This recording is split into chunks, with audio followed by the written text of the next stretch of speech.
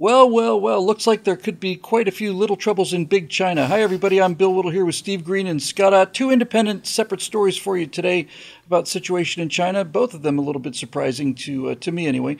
Steve, we'll start with you, my fellow military historian, Chappie. There's been an argument proposed that doesn't deal directly with China, but is interesting nevertheless. And the argument basically says that we may have seen for perhaps forever, but certainly for the foreseeable future, unless, of course, you put little asterisks, unless you're a Russian. But we may have seen the end of large-scale casualty warfare. And the reason for this is demographics. Throughout virtually all of human history, wars were fought because we had an abundance of excess male children. There were just a family of 13, and you've got 12 young men, and you've got the heir, and you've got the spare. And you know, I'm not talking about royalty. I'm just talking about in any just given family. Yeah. And many times wars, especially European wars, were fought because of overpopulation problems. We just had too many people to feed, and there was a constant struggle for resources. But what the argument basically says now is when families are having two children or one child, the societal impact on having that child being killed in combat is way out of proportion to what it used to be historically. And you would think that this would affect America the most because we've always been most protective about our people as soldiers. We've always been willing to spend treasure to save blood. But one of the arguments that's being made based on some recent events is that the country that seems to be most terrified about major casualties is, surprisingly, China, because of their one-child policy and because so many of those children were boys, so many millions and millions of female children were aborted. There was an incident not too long ago where 4 Chinese soldiers were killed in a border clash, I think, with India. And the Chinese government bought everybody new houses and everything because the death promotions at work. I mean, all sorts of stuff, yeah. Because the death of those 4, not 40, not 400, not 4,000, 4 soldiers wiped out 12 family lines. Or 8. Something like that. Do you think there's anything to this? Because there's an awful lot of saber rattling from China constantly about how tough we are, and we're going to do this, and we're going to do that, and we're going to invade Taiwan, and we're going to do all the rest of it. But they are in a situation now where taking any kind of significant combat fatality casualties has an overwhelming rebound effect through culture that has never been the case for any culture throughout human history to this point. Yeah, I knew China was getting serious about reforming their military, turning it into a real weapon, when they started increasing the size of their navy and shrinking their army, getting away from the draft model, the Soviet model of just huge numbers of not very well-trained conscript using a lot of cheap weapons. I mean, quantity has a quality all its own and all that. But I think we proved, particularly in the first Gulf War, that quality has a quantity all of its own. We got really good at that stuff, and China noticed. And they started going to a volunteer, smaller, more professional military. And I'm like, ooh, maybe they're getting serious here. And I realized they really got serious in the last few years when they went on a naval construction program that rivaled in peacetime what we did in World War II after Pearl Harbor. It's massive and it's frightening. And I know the column you read, it's by Edward Luttwak, I think his name is, military analyst, great guy. I follow him on Twitter. I hope I got his name right if I didn't. And this idea of not being able to take casualties, we've seen it here. And we've always considered it sort of a Western concern, which is probably maybe a little hubristic or egotistical on our part. You think about the Sullivan. Saving Private Ryan was based on this idea. World War II, there was a Navy destroyer, I believe it was, had 4 brothers on it. It had 5 brothers on it. 5 brothers. And it went down, and so did all the sons of this family. And we now have, I believe it's a destroyer that we've named. We have after a destroyer them, that is named Sullivans. the Sullivans. Yes, correct. The Sullivans, yes. Yeah. And we usually name destroyers after a guy. Right, correct. But this is the Sullivans, the and there's Sullivans. good reason for that. And this idea had never occurred to me until I read this column earlier this week, that particularly totalitarian or or authoritarian regimes are becoming casualty resistant in ways that we used to think were exclusive to democracies. But the fact is that in a democratic republic like ours, a constitutional republic, we can quibble over the phrasing later. Once there is the popular will for a war, we tend to see it through. This is why wars that do not have that popular will are mistakes for us to get into. Authoritarian regimes never really have that kind of support. That's why they tend to look very strong right up until they look very, very brittle and they fall apart. That can make them risk averse. In fact, empires tend to be risk averse. It's one of the reasons why Putin's war in Ukraine is so very, very stupid. Russia is in a demographic crisis. Right. It has been for more than 30 years, and they are wasting men in this stupid war for minimal gains that they will never replace. They are accelerating their own decline. And as I said, empires tend to be very conservative, and broadly speaking, we've been an empire, an accidental one, since 1945, and our plan has been to protect the free world and keep what we have. The U.S., Europe, Japan, it's very, very conservative. China may have entered that imperial phase without ever actually entering the expansionist phase, and if that's the case, and I hope it is, it might be the best thing for world peace in a long time. Absolutely, they've basically become self-contained because of their previous population policies. Scott, entirely different stories, same country. We've seen, obviously, we have a problem with homeless in America, and the defenders of totalitarian regimes like to point to China and say, oh, there's no homeless there. There's plenty of homeless. There's plenty of people sleeping on the streets in China. There's something I saw video and images of that was the most remarkable thing I've seen in quite a long time. It was rows and rows and rows of people living on the street or under bridges.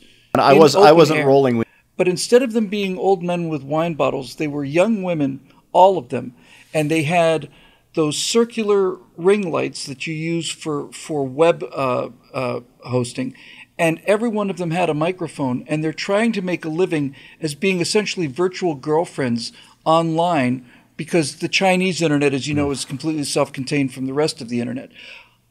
35 of them in a row, sitting on an open bridge, huddled against the cold with a microphone and this light and this webcam, trying to make a living this way. And the person who pointed this out said that stagnation will often hit a society, but here's the problem. When the United States middle class stagnation hit, we stagnated where our average salary was something like $60,000 a year. Japan stagnated at about $40,000 a year, but they waited till they got relatively rich to stagnate. China's now stagnated, and their average annual income at stagnation is $9,000 a year. So stagnation has hit them while they're still poor. And this creates enormous pressures on a country that has based its entire economy on insane levels of growth and an insatiable demand for foreign capital, which is simply not going there anymore because largely of the short-term strategy that China had, which is to make a bunch of cheap stuff that doesn't last and hope to keep perpetuating this Ponzi scheme. And it'll take years for China to shed that reputation if they ever are capable. I mean, you and I can both remember from our childhood that Japanese goods were considered to be cheap junk. But Japan was, even while we were saying that, Japan had a revolution in manufacturing underway that really started in the 1960s that soon earned them the reputation for some of the best made products in the world. China has improved over time, largely because of foreign investment, because of the willingness of U.S.-based companies, for example, to operate manufacturing facilities in China and to step up the levels of technology, to step up the treatment of the workers to beyond anything that they were accustomed to expecting there. And so in many ways, we've been a good big brother to our Chinese brothers and sisters, many of whom were, wallowing in manure in the fields out on the farms and were so desperate to get to the cities so that they could get these kind of jobs. But I think you're right. They're going to have a problem in the long run because they've hit that plateau, and ultimately their form of government cannot produce enduring success for the long term. And now long term, I'm talking in historical terminology Decades. here. Yeah. But it seems like a long time to us, but it's nothing in the light of history.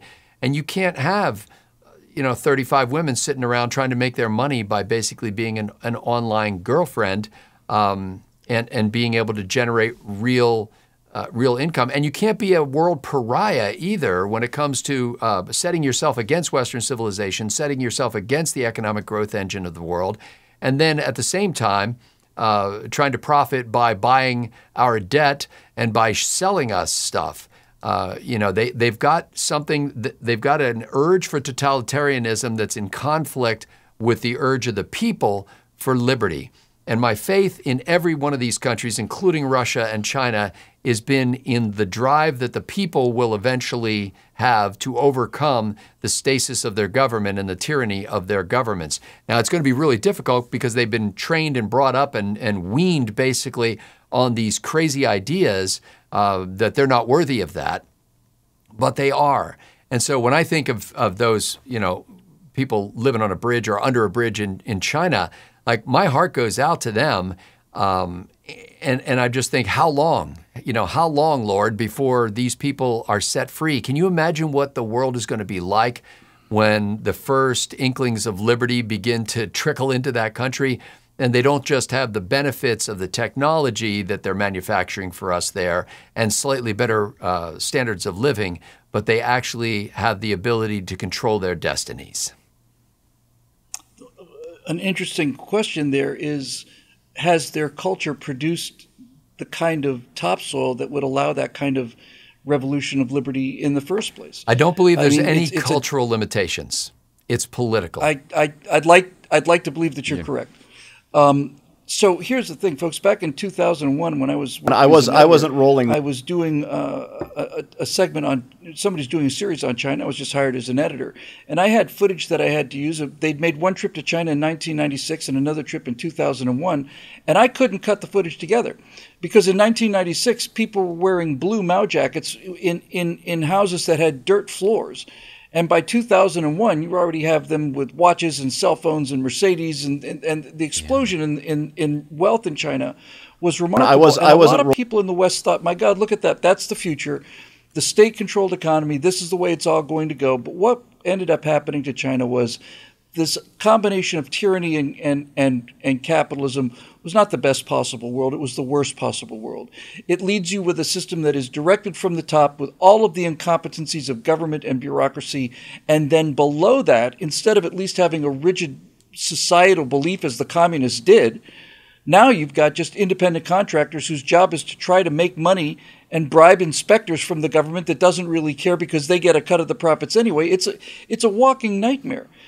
This manufacturing quality of China that they call tofu dreg, where you'll see 30, 40-story skyscrapers and somebody will walk up to a load-bearing beam and grab it with their hands and start pulling the concrete off of the beams. The entire country is, in the word of a couple of great Chinese observers, has been described as it's a nation of shortcuts and facades. And everything where they go out and spray paint mountains green to prove that they've met their environmental mandates from Beijing. I hadn't seen that one. I'd love to tell you that this is a joke, but it's not a joke. It's absolutely true. China was never a threat to this country. I was never worried about China. I have concerns about their military buildup, but I don't have serious concerns about them. And I don't have concerns about them because despite the fact that they've got an excellent education system and they graduate more top-quality engineers than we produce students in any given year, they don't have the secret sauce. They don't have the missing ingredient. They don't have the ability to criticize themselves. They don't have the willingness to look at what's working and what's not and saying, let's do more of the first one and less of the second. They've stagnated as a country that was on the verge of prosperity, and they're not going to unstagnate their way out of it.